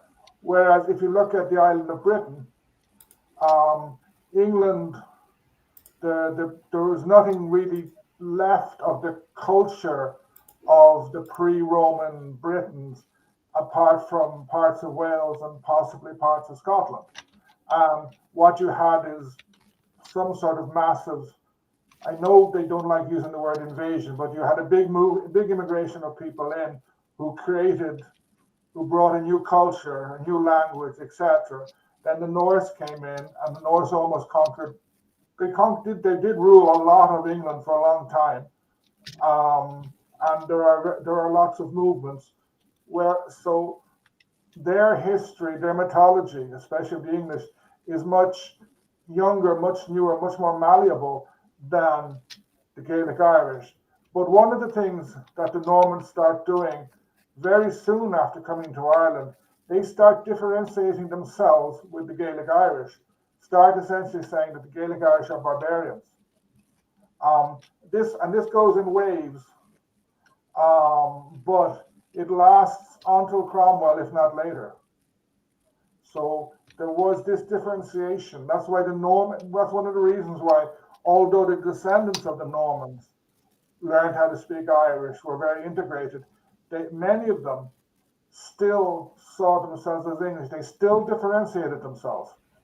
Yeah, and it is interesting because like Matt Potter, sorry for butchering your name, sorry, Matt Potter brings up a very good point as well about the intermarriage always happened to create alliances and legalize the Norman rule. The Normans were mercenaries invited into the north of France. I'm not for sure about the north of France. Were given lands to pay them off. Oh yeah, I know what you mean. The Vikings were invited in. Yeah, very good point there off Matt as well. How the Normans, because like even from their roots down, when they go from Scandinavia over to the north of France, how they're able to digest into French culture and stuff, and at the same time slightly keep some of their Viking foundations and stuff to give them an identity different to Paris and the Anjou territories at the time. So that is quite unique to them. But at the same time, they are mixing between the Franks and themselves, and then when they go off to England, continue that mixing and everything going on for sure. Is there any other questions and stuff you guys want to answer? Because we do have a few of them, and we just have the half an hour left.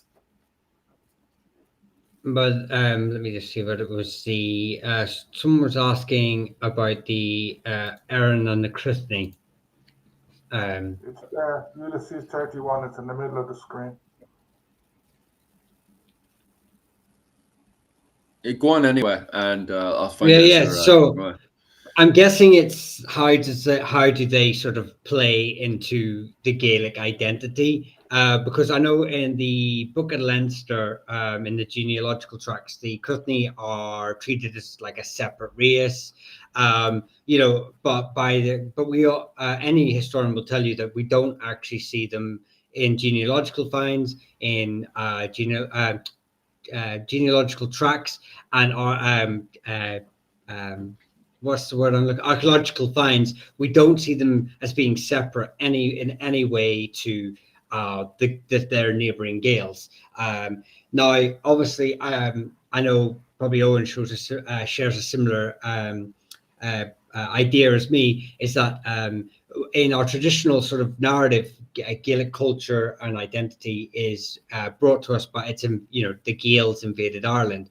I am of the opinion that the Gaelic culture and identity was formed in Ireland and partly in Argyll, Western Scotland, and it was created in Ireland from these multiple migrations going right back to the Neolithic era. So all these migrations formed the Gaelic identity, and that became the Irish identity today. So I don't believe in this Gaelic invasion that sort of took over Ireland. So we'll use that as my sort of point for what I'm about to say, is that as this Gaelic identity happened, we had Iron Age groups that still existed in Ireland, like the Cruithne, who may be related in some way to Brythonic groups like the Picts. Living in Ireland, we had groups probably from mainland Britain as well, other parts of mainland Britain living in Ireland, groups from Europe living in Ireland. And what happened is these all came together and formed the Gaelic identity.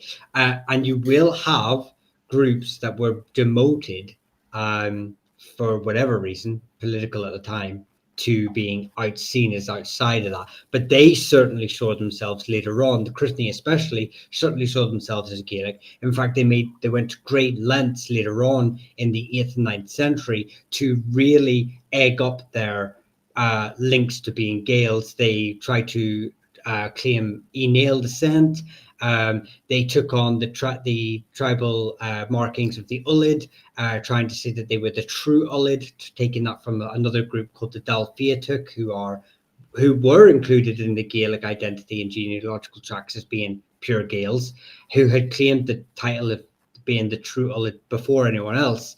And they the Cruithne tried to take that Ullid title. Now the Cruithne are a group that incorporates the Dalriada, and are the group that went back to Scotland, part of that invasion. That's another thing. So you can see how it doesn't matter really where you where you came into the migration of Ireland, you are being, it's politics that whether you are then assimilated into the inner circle of being Gael or not. Most groups had multiple origin points. So with the Christie, it's even though their blood is Brythonic in some way, they made great lengths to be seen as Irish, to be incorporated as Irish, and they were then assimilated later on, and that political maneuvering and propaganda, self-propaganda that they released allowed them to be incorporated into the wider Aoineal sphere. So it just goes again to show another group sort of being incorporated, but these are Iron Age groups now. These aren't later on. So very good points there. Just unless Owen O'Neill wants to expand on. There was a question there a point by Matt. I want to just respond to quickly. They had adopted Gaelic customs intermarried into the clan system. Yeah, I wanted to expand on that one as well. I'll leave you expand on that one first, Owen, and then I'll do my spiel as well. Okay. And this is where I differ with Matt. And after generations couldn't be distinguished from the native Irish. I disagree with that. They could, and they did. If you go anywhere in the world, people go to any town anywhere in the world, people there have skills at identifying who's from there, who's from somewhere else. You go to Cork, and the people's there, oh no, this guy's not from Cork, he's from Bandon. Or they can tell who's from Bandon, who's from East Cork, who's from West Cork. So if you jump back to the 16th century, the 15th century, although you may have an Earl of Desmond who speaks Irish, everybody knew he regarded himself as English. Everybody knew where he came from. In part because the Old English, the Anglo-Irish, they followed largely primogeniture. They didn't follow the more chaotic Irish system of inheritance. And people had the skills to be able to differentiate where people came from. Shane O'Neill's grandmother and possibly mother were from the Fitzgeralds of Kildare, but he still regarded himself as Gaelic Irish. But the Earl of Kildare regarded himself as English, possibly English Irish. People knew how to do that. Nowadays, looking back 400 or 500 years into the past, we find that different. An American, say, coming into Kerry, might not be able to differentiate who's from South Kerry, who's from North Kerry, or who's from Kerry, who's from Cork, who's from Limerick. But the locals can. And that's a skill you'll find anywhere in the world. If I went to Boston, I could get into trouble by mixing South Boston from North Boston or West Boston. It's a skill people have. I definitely agree with you on that one. And also, especially for us down south as well, because there is a massive difference you could definitely tell a massive difference between Cork and Kerry when you go through the border for us. But maybe for foreigners, blow-ins, they wouldn't be able to distinguish the difference between us and them. But we can. Same with Ulster. We're far superior, so. Just to, if you guys are criticizing mics and all that kind of stuff, just advise us as well what kind of stuff to buy as well, because we're always trying to, obviously with the money and Patreon and stuff you guys are sending out to us, definitely advise us what kind of software and stuff to get a hold of, because we actually specialize in history. When it comes down to technology, Jesus, we're absolutely terrible. I'm literally just making it up as I go along. So be patient when it comes down to that kind of stuff. And also on top of that as well, my name, obviously, this isn't popping up all the time. If I highlight this here, it's funny, when we first got a hold of this, all of our names would pop up perfectly. But my name is Philip Ojeda, and I'm over in Irish Medieval History. Just below me is Dr. Owen O'Neill. And then below him again is Micheál from Clans and Dynasties. So if you're looking to identify who we are, there's our names below. So if you're just wondering if one of us are having technical problems or anything like that, definitely point out who it is and stuff so we can make those changes and stuff in the future. And just bear with us because we don't specialize in any of this technology whatsoever. We're a bunch of history nerds that spend endless hours reading books, not touching computers, to be quite honest with you. So please be patient when it comes down to that. Just going back over to this one, just so I can expand on that one for the next 40 minutes or so, which will lead us up to the next topic for next week, which is the Anglo-Irish. I do find this interesting because about 4 years ago, myself and Michal were talking to Rue Butler, and he made a very good point about the likes of the Gilpatrick, the Fitzpatrick and stuff, how they were solid evidence. And it's not just the Fitzpatricks, for example.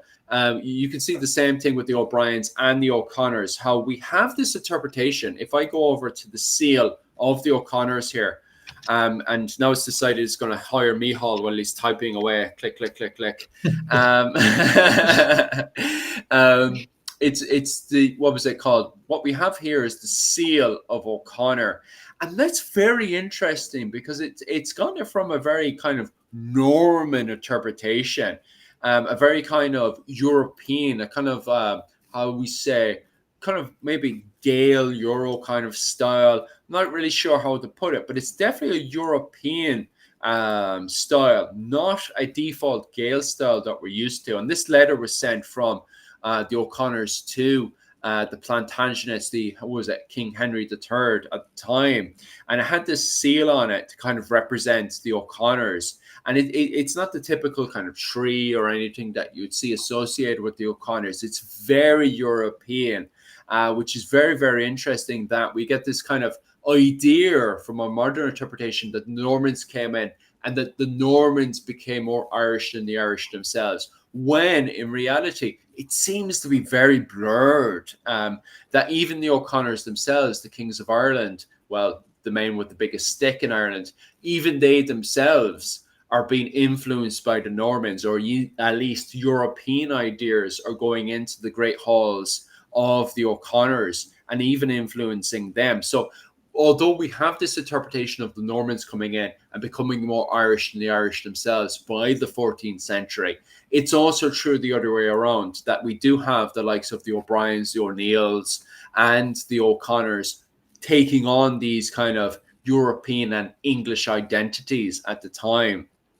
And even when we look at the grave slabs at the time as well, if we were to look at this one in particular, you can see that mixture there. With this one up in the top, you get this effigy idea, which falls in line again, as I said earlier on, with the effigies that we see up in Cashel, to do with the likes of the Butlers and stuff, that we even have effigies with the Irish themselves, where we can see that influence, that kind of European, English, French influence. But at the same time, if we look at the Gallo glass at the center here, and even the clothing that O'Connor has is very long tunic that fits in more in line with the Gaelic style of clothing.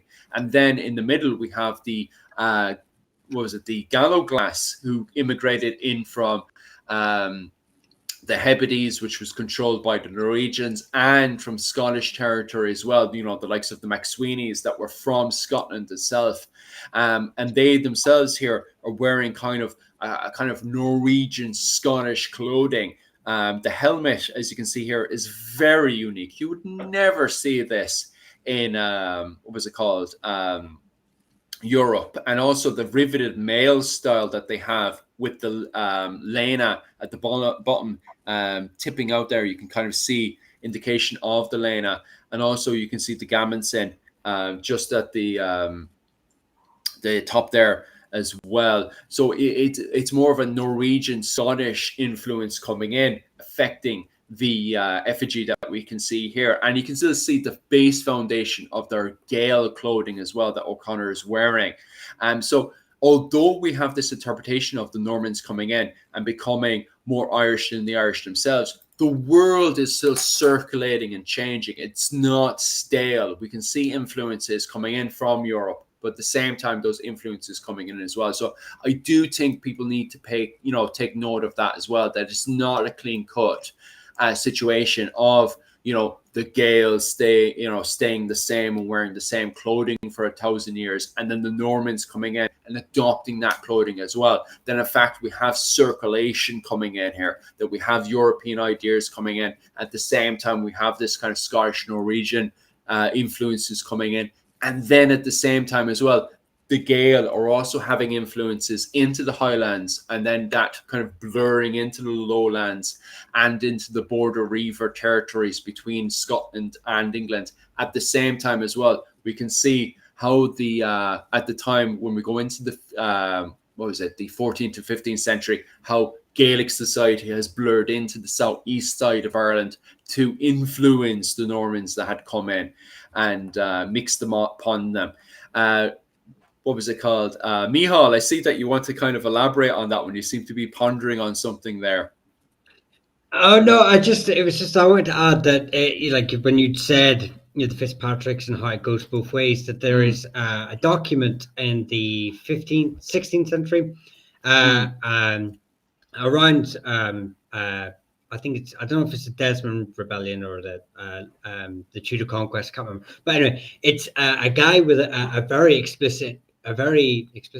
very obvious Irish name, who has written to English courts to justify and state how he is not of Irish descent, because of the things that are coming in that are sort of anti-Irish and with land holdings and he goes to great lengths to sort of state how he is not of Irish descent, he is of English descent, and it's a full document basically of him just proving his case in court, that he's not an Irishman, even though he has this Irish, first name and surname. Whether it's I don't know the translation if it's an English name that's been Gaelicized, but it's just interesting that you would bring that up, and that how identity, we've got Irishmen that are proving, trying to assimilate into English culture, whether that's becoming the McGillipatricks to the Fitzpatricks.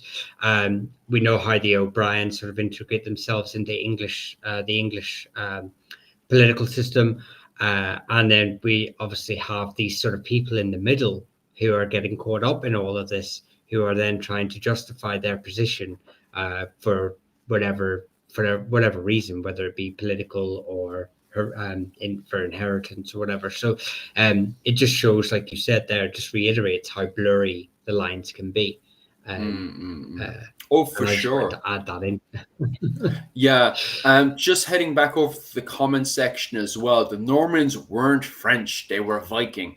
The comments tonight are absolutely magnificent. They're very, very good. But I would add a note: just if you do make a statement, it's grand to make statements on the thing and everything, but if you could do us a favor and just elaborate on a wee bit more, just making blunt statements is kind of like, okay, and what do you mean by the Normans weren't French, they were Viking? What do you mean by that? So definitely, if you make a statement, definitely elaborate on it. And it would be even better still if you add some books in there. So even if I haven't read the book, I can go and investigate, or I could probably get a good idea of what you're trying to say because of that professor who's now supporting up your argument and stuff. I want to go into Seamus's one. Seamus O'Blian. I have to find him. Are you talking about this one here? Seamus is very good. Are you keeping Seamus? Not in just. Oh, did I lose? No, I thought I lost signal there, and then I just suddenly appeared. So again, I'm going to keep it not so much with the cultural side, but in the identity earmark of this conversation. When you have the Kings of Moray, who are literally justifying their claim to being kings through the fact that they have Irish descent, that they come from an Irish nobility or Gaelic nobility. And this goes back, obviously, to the Dalriada, the invasion of Scotland, that claim, so that their whole justification for their rule of Moray relies on, and future kings would use it too, is their Irish descent, and that gives them the claim and the right to rule Moray. We also have Robert Bruce, who writes back to kings in Ireland, claiming that Scotland is Little Ireland. I can't remember the Latin term for it, but it refers to Ireland as, the Big Ireland, and Scotland is Little Ireland, and this ancient connection, and how Ireland is the fatherland for us Scots. And it's overemphasized, and it's romanticized because it's a political statement, it's a political gesture. But it does harken back to the fact that all Scottish kings, in varying degrees, would link this tie to being of the Dalriada, therefore being of Ireland, to be legitimized as a ruler in Scotland. So it really shows that, again, this is just the identity marker for the composition of this video. But you can see that the Gaels the Gaelic-speaking people, kings, and the eventual Norman kings are using this tie to their Irishness, or their claim to Irishness, for their right to rule Scotland. So it's not really overplayed. It's played. It's a political piece played in medieval Scotland. So there is obviously a very close connection between the two countries. Can I add to that? In that, until the end of the 17th century, many Gaelic Irish would have regarded Gaelic Scotland as being part of their same culture, the Gaeltacht. Elizabeth had a Gaelic problem. James of Scotland had a Gaelic problem. They solved it in different ways. The kings of Scotland were quite adept, especially in the early modern period, at starting to incorporate Gaelic lords. The most obvious one is Campbell, who becomes Duke of Argyll eventually. The sad thing is that although James was good at doing that with Campbell and others in Scotland, and I know he did some bad stuff with some Scots Gaelic people, he failed completely in Ireland because he left Ireland up to the English in Ireland. And then with that, and with the Reformation, it brings a split in this Gaeltacht. It splits into Scotland and Ireland, a split which then gets exacerbated with the rise of nationalism, which kind of instead of a Gaeltacht, you have a nation. It's complicated, but that's what it's like. Yeah, I want to quickly just add as well, Campbell's a great example of these these changes in. You have a family who's been, I think, kind of been proven to be genetically from a Brythonic stock, so native to the Argyll area before the arrival of the Gaels, who adopt a Gaelic surname, who then become huge players in the Norman kingdom of the Bruces, and then eventually become the most powerful family in Scotland under the British system. They are a perfect example of this constant moving and changings, and how complicated the whole discussion is. So it's just funny you say the Campbells and how they are a perfect embodiment of this movement. And as far as I know, the Campbells claimed descent from Dermot of Divna, who is Dermot of Augusgrania, who's from South Kerry. Through maternal lines. Yeah, so the Campbells are really Kerry men. Yeah, well, yeah, I believe their maternal, they believe their paternal line married into the heiress of Odivna, but it's yes, the link is there as well with but it just shows just how mixed we all are. The same could be said with the Kennedys of Scotland as well, from the Kennetics, another Brythonic family with a Gaelic name or Gaelic name. So, and like say, the language didn't change to Gaelic till the 14th century. So, you know, up until the 14th century, there was much more understanding from a Kerry man, from the Divness to the Campbells. They would have understood each other. So, yeah, it's like saying not only break away in the 14th century.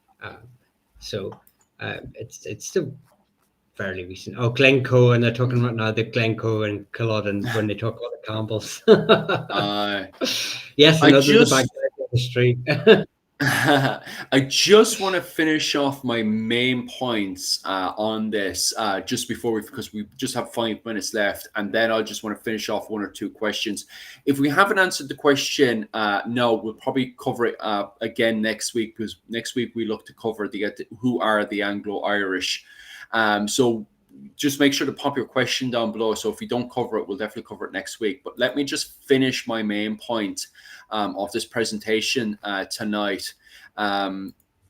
Just to highlight, I was just saying that we have those influences that come in with the Normans. Once again, it's decided to highlight Micheál and not myself. But regardless, you'll have to just enjoy Micheál's face. Actually, I think it might be better if we switch over to this one. Yeah, there we get a way more better view of Art MacMurrough Cavanagh. Now, this is Art MacMurrough Cavanagh in 1399 when he was fighting Richard II, which, thank God, we can now celebrate that he actually beat back over to England. Regardless, the reason why I'm showing you the image of Art MacMurrough Cavanagh is to highlight the fact that even in the 14th century, he is still wearing Gaelic clothing. Which is very, very interesting, given that the MacMurroughs at this point and the Fitzpatricks are surrounded by the Anglo-Irish, and yet we're still getting this idea, especially the MacMurroughs, that they're still dressing in Gaelic clothing, although the O'Byrnes and the O'Tooles, that they're kind of going between the two worlds at times of the Anglo-Irish world, but they're still dressing in their Gaelic clothing, which is definitely something to take note of, in my opinion. And then when we look up to the northwest of the island of Ireland, once again highlighting Micheál, we can see this image that's also from the 15th century as well, which depicts a Gaelic family at the time. This clothing, by the way, that you can see what the father is wearing, you can find that all over the island of Ireland. We have finds to support this is exactly how the Gaelic were dressing at the time. Rachel from the Creative Contessa is far more qualified when it comes down to clothing at the time. So hopefully around December 8, I can get herself and Dr. Melissa Shields over to the channel, and we can elaborate on this clothing still further. But just to take note that this style pops up again and again, and it's very interesting as well that this style also pops up in the Scottish court as well during the 15th century, this Gaelic Irish clothing. So it's not the case of, you know, the English come in and then the Gael are suddenly being influenced and are dressing more and more English. No, they still have their own unique style of dress and clothing and the way that they're dressing at the time, which is different to the English. So when they're talking about the Wild Irish, they're not talking about people who are dressed in fur running around half naked. No, this is the clothing that they're talking about, that they're identifying as the Wild Irish, which, to be quite honest with you, compared to English clothing of the 15th century, I think this is way more awesome. I actually love this style of clothing. Even the tartan pants that you can see here is absolutely gorgeous, in my opinion. At the same time, as you guys were pointing out, the Normans become more Irish than the Irish themselves. Yes, this is actually true to a certain degree. As we can see here with the de Burgh, this book is written by the de Burghs, and here they're depicted going off to do in cattle riding style clothing, that they're wearing Anglo-Irish armor. This armor is completely unique to English armor. And don't get me wrong, they have multiple sets of armor. So when they campaign in the Wars of the Roses in France and England, that they're wearing English armor, English style armor, but at the same time, they also have their own unique Anglo-Irish armor as well. Another depiction seen here. And you can see this furthermore. I'll go into way more detail about this, obviously, next week when it comes down to Anglo-Irish armor. And here's a depiction of English armor, if I can get that into more detail. There you go. This is English armor that you would have seen in England that the Anglo-Irish would have also had. But at the same time, they also, not only do they have this English identity, but they also have this Anglo-Irish identity. So it does give into question of, you know, what it is to be Irish at the time. But as Dr. Owen O'Neill has pointed out, these people are still identifying themselves as English. So it is very, very questionable. And it's definitely something we'll have to get into more detail about next week when we go into the question of who are the Anglo-Irish. So if you guys definitely in the comment section want to elaborate on this still further, definitely leave your questions for next week as we delve into deeper about the topic of who are the Anglo-Irish, because there definitely seems, if we look at Gaelic clothing and then we look at the clothing and armor of the Anglo-Irish, there definitely does seem to be something there. So we'll definitely have to leave our questions and stuff for next week as we elaborate still further.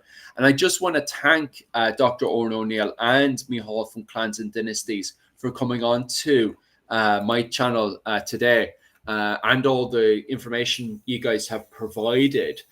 Is there anything else you guys want to elaborate on before I finish up on this live stream that we had today? I just do the Caveman had mentioned a point about, I think, the organization of Irish clans. I'm a bit dubious about that because they follow primogeniture. It's a very Anglicized, the organization of Irish chiefs, the direct descendants of Gaelic nobility. They're descendants of some Gaelic nobility following English law, following primogeniture. It's a bit of an invention, to say the least. There are people who have descendants, but there's much more people who have descendants than these. Yeah, I just want to touch on, if you've... Yeah, go on. Your image there with the 15th century Scottish, and it sort of ties into the point I was saying earlier about Scotland, is I believe that's the MacDonald's court, and the MacDonalds are famous for being descended from a Norse descent, but they spent so much time and energy to prove that they were of Irish descent. And they even brought in bards and brehons into their court. They really became, a lot of people would say Temple Bar in Dublin is the Irish tourist trap. Everything's just Irish, muck Irish and so on. Well, the MacDonalds were that of the 14th and 15th century. Even though they were of Norse descent paternally, they really wanted to be of Irish descent, and they really kind of over-egged it a bit. But from doing that, if anything, they they kept the Gaelic order in Scotland alive that wee bit longer. So, but it's just interesting that you show a Scottish one, and it just made me think about how connected the Ireland and Scotland were. Well, sometimes it was really overly fabricated, like. Right. Anything else we want to elaborate on before I just finish up on this one? And I really do appreciate all the questions, and I just want to apologize to any questions we didn't get to elaborate on. Definitely keep your questions for next week, and we'll try to elaborate still further. And any questions, because you guys were asking questions about different families and clans and stuff as well. Micheál from Clans and Dynasties, if you're coming over from Owen O'Neill's channel or my channel, Irish Medieval History, go over to Clans and Dynasties channel on YouTube and subscribe to his. He elaborates on all of the clans and families of Ireland all the time, and you even do a live stream. When do you do your live stream, Micheál, on Clans and Dynasties? I do. Tuesdays is live stream, Wednesdays is you guys, and Thursdays is members and super fans. So if you pay I think it's 99p I don't charge a lot. Then I do a members only, which is deep dive family history. So a lot more localized. Just while I'm quickly touching on it, someone did say about the Campbells being of some of Irish descent. I do have a video on this, a short form video, but yes, there are native unrelated Irish families who now have the surname Campbell. One of them is McCowell. They changed the name to Campbell in the 15th, 16th century. So yes, you are correct. Nice. Stuff like that you will see on my channel. Was someone asking about the Ryans as well earlier?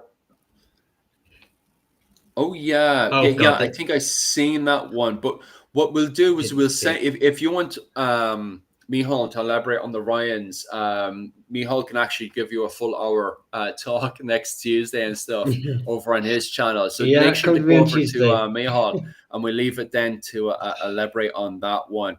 And also the same one with the other discussions as well with the RIB and all that stuff. Just head on over to Micheál, and Micheál will elaborate on all that stuff for you guys because we're going over the 4-minute mark now. And if there's no other questions you guys want to proper elaborate within the topic itself of the Irish identity, what we'll do now is we'll just start finishing up.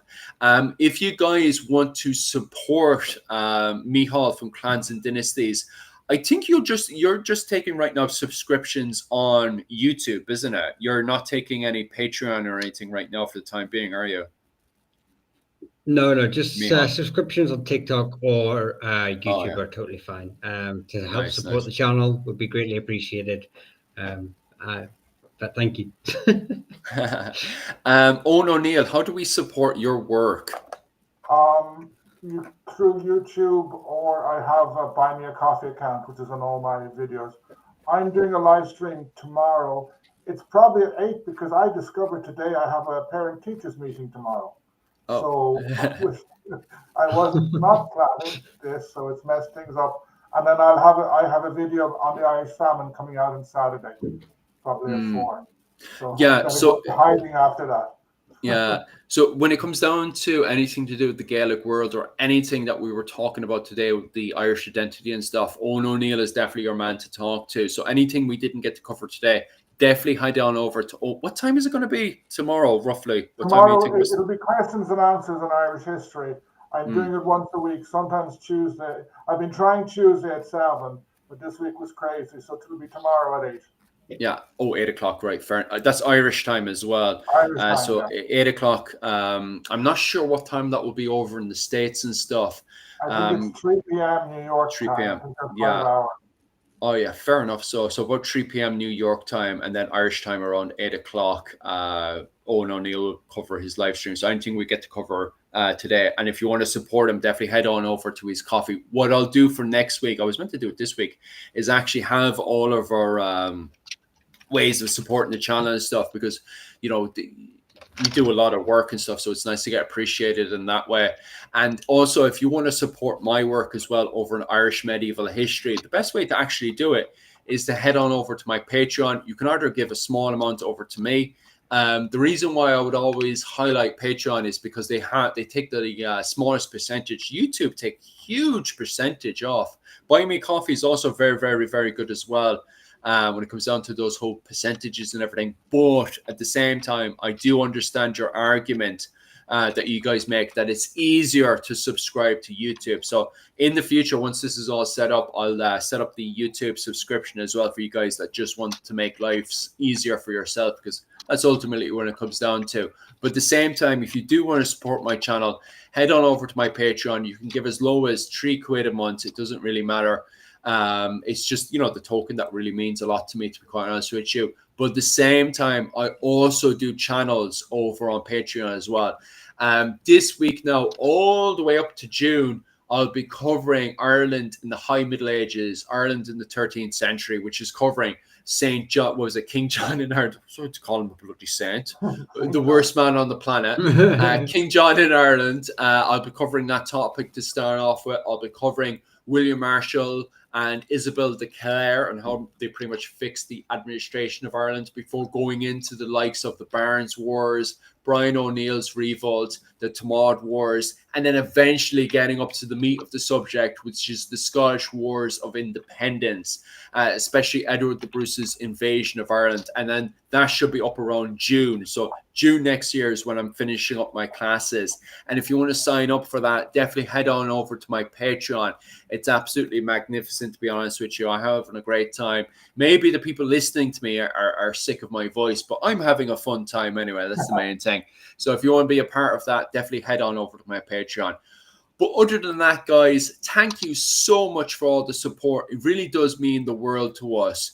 Other than that, guys, thanks very much, and slán go bhfuil. Wave there, Micheál, yeah. Sorry, I'm telling people what channels to go to. I seen that. All right, busy out. Anyway, see you guys.